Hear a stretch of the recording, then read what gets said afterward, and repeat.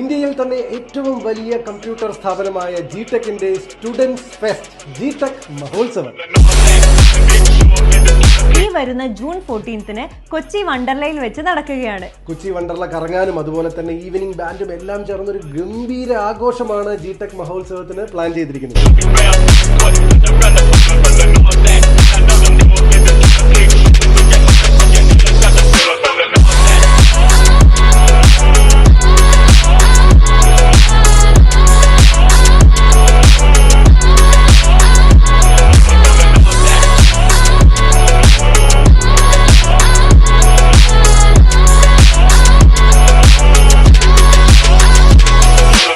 ആഘോഷത്തിന്റെ ഭാഗമാവാൻ ഞങ്ങൾ വരുന്നുണ്ട്.